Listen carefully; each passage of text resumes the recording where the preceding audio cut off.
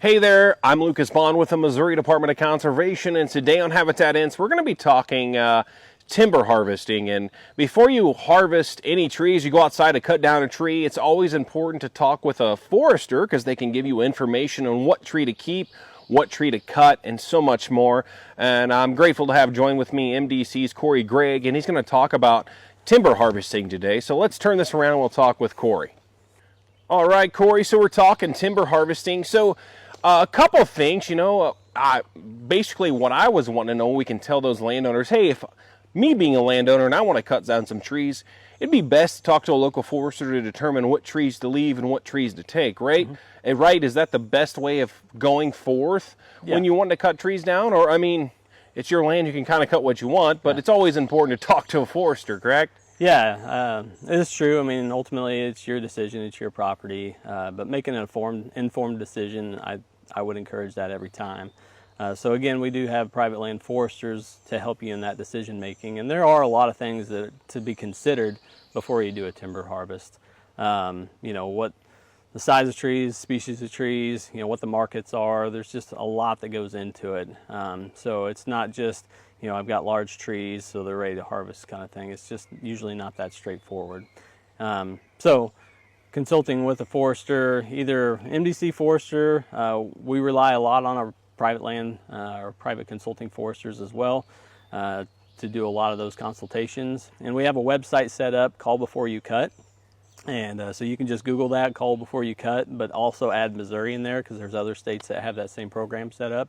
So you can go online, it's got a phone number, you call that phone number, or you can fill out kind of an application in there, and you'll get a call back from a consulting forester to set up a site visit so you can go out and look at the resources and decide what's the best opportunity for you. And again, you can learn this, I know you've said on the Call Before You Cut website, but you also can just talk to your local private lands conservationist, correct, to get this information? Yeah, and we have a lot of good information on our website too about timber harvesting.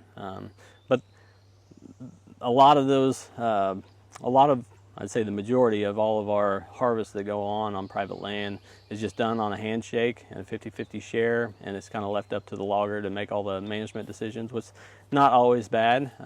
But again, having an informed decision and going out and actually marking those trees prior to the harvest, deciding which ones need to come or which ones need to be harvested, which ones need to be kept.